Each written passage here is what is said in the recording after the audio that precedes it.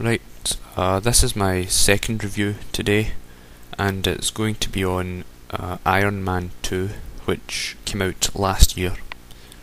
Now, I didn't see this at the cinema, although I really wanted to. I just saw it recently, and I'll tell you my thoughts on it. Firstly, the first Iron Man movie, I thoroughly enjoyed it. I thought it was a thoroughly refreshing superhero movie. It was far above the standard popcorn flick. I thought it was very interesting, and it looked as if it could be a promising start to an Iron Man franchise. So yeah, there were really high hopes going into this sequel, and thinking about it, the hopes that people had for this movie were probably too high, but they weren't wrong. Because if we look at the superhero movies of the last 10 years, the trend that has been set is that the second movie in the franchise tends to be better than the first. Cases of this include Spider-Man 2, X-Men 2, Hellboy 2. The Dark Knight is widely regarded as better than Batman Begins, however I personally prefer Batman Begins. So this was the second film of the franchise, so a lot of people had very high hopes for it, and myself included.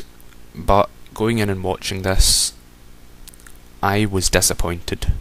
It was not as good as the first movie at all, and it felt... I think the director, Jon Favreau, just got a bit too complacent with himself. He thought it was going to be good regardless, and it just wasn't. There was a lot of problems with it. For starters, the story. The story overall, it doesn't really mean anything. I mean, for the story to work, you'd expect for like the characters in it to undergo changes of some kind. Like they're stronger towards the end of the film, as with the first Iron Man movie. Like in the first Iron Man movie, it's sort of him developing some, responsibility for his own actions and stuff, and that was kind of that had a double meaning really. Responsibility for his own actions, both with like the Iron Man suit and with the things that he does in terms of his job. However, in this film, the characters are exactly where they were at the beginning as they are at the end. And the characters themselves, there was too many, I think. I mean, Scarlett Johansson's character, like any red-blooded male on the planet, I was pleased that she was in this movie. But it pains me to say this, she doesn't really have much of a role in this movie. I mean, at the first half of the movie, she's just like a secretary, really, hanging about for some reason, and you're just expected to sit in the audience and go, oh look, is that Scarlett Johansson? But she doesn't actually serve any purpose to the story, which is a shame. A few of the characters worked. Sam Rockwell as like Tony Stark's nemesis in the work world. I can't remember his name. It was something gimmicky, I can't really remember. He was obviously having a lot of fun playing like this slimy businessman type, and it was quite a good performance. I acknowledge that was good. Mickey Rourke's character, what is it, Whiplash, he has no purpose in this movie. He doesn't really fit in with the rest of it. See, if he wasn't in this movie at all, the film would function perfectly anyway. He doesn't really contribute anything, because I mean, at the beginning of the film, there's that thing in Monaco where he like destroys Tony Stark's car or something, but then he goes into prison, he escapes, and then he's back working in a little room somewhere on something, and he just has no real place in the story that I can think of. It would work fine it would have worked fine if he wasn't there, which is a shame, because they could have done a really good film with Whiplash as the villain, and his motivation is just, it's quite cliche. I think he's avenging his father for something, and I don't know if that's what it was like in the comics, because I haven't read them, but in the film it does come across as quite cliche. There were a few other aspects of the plot that seemed to just resolve themselves just a bit too conveniently. Like, one of the the film's main plot points, which I don't think was intended as a main plot point, but because it's the only thing that seems to be given much narrative, it ends up being the main plot point. It's the Iron Man, well, Tony Stark's, the thing in his chest is made of something that is poisoning him, and that's one of the few things in the film that you actually feel is at stake. But then towards the end of the film, he's doing something in his underground lab, a lot of stuff's happening, you're very quickly, and then all of a sudden, oh, it's resolved. Oh, well, right, let's move on to the next action scene. I mean, that's not really... It was too convenient, you know. That was something that had been built up throughout the film, then it just resolved itself pretty much with the click of a finger. The climax to the film, there didn't really seem much at stake. I mean, the robot drone things, they were like the robots, the droids or whatever in the Star Wars prequels.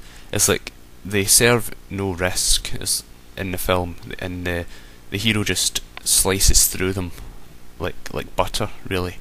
They're not very good antagonists. I mean, in the first Iron Man, there was something at stake, really, because it was having the big fight at the end was... I mean, this guy, what was it? Jeff Bridges was supposed to be like a father figure to him, and this was him fighting him, so there was a bit of levity to it.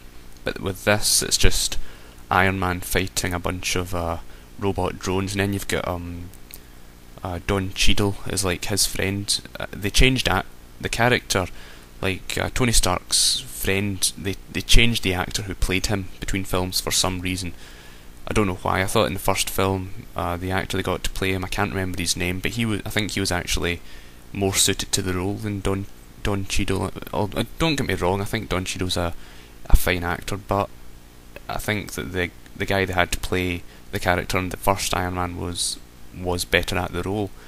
And then he's somehow able to fly the suit. They don't explain that. He's just all of a sudden able to fly it with no training or whatever. I mean, in the first Iron Man, they implied that Tony Stark had to practice with it and all sorts, but in this film, his friend is just able to commandeer a suit and fly it with no training whatsoever. So that was a fairly big plot hole. You're probably thinking that from all this, I didn't like the movie. That's not true. I did enjoy the film. I enjoyed the experience of watching the film. I don't regret seeing it.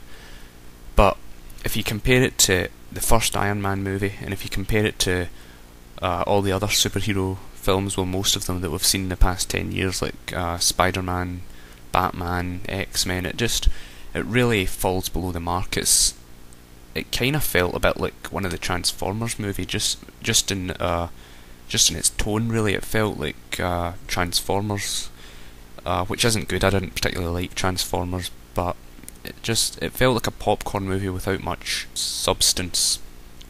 But it was funny in parts. I did think that the comedy in certain parts was good. It holds your interest the whole time. You're never bored. You're never cringing at any performances or anything. And it's only really upon reflection that you think it's bad. I mean, watching it, you think you're quite taken in by it, but then when you reflect on it, you realise it fell below the mark. It's like I don't think I'll watch this again. It's like the first Iron Man. I think I've seen that maybe twice. I saw it at the cinema and I've seen it since then. So it was definitely a movie I've watched more than once and I enjoyed it. But I can't see myself doing that with Iron Man 2.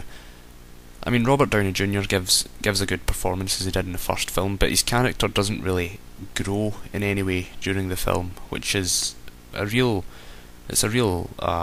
problem to the plot. And plus, the whole film, I mean, with superhero films, what they've tended to do in the past decade is the first film will set everything up, and then you'll have the second film, which is better than it. It expands on it. And with Iron Man 2 in itself just feels as though it's setting up another movie. In this case, it seems as though it's just there to set up like the Avengers movie, which will come out, I'm not sure when. So, if you've not seen the movie, which is unlikely, I'm guessing that, I mean, it's been out for a year, I'm guessing most people will have seen it. But if you're interested in seeing it, see it. You probably won't regret seeing it. I didn't regret seeing it. I thought it was a good time watching it. It was a good popcorn flick. But if you compare it to other superhero movies, it just falls completely below the mark. I think the director got way too complacent. They tried to fit too many characters in and he didn't develop them properly. Throughout the film there's nothing really at stake. The characters don't grow. And as I said, it just feels as if it's going to set up another movie. There were some things in the film that I did like. Robert Downey Jr.'s performance was as good as it was in the first film.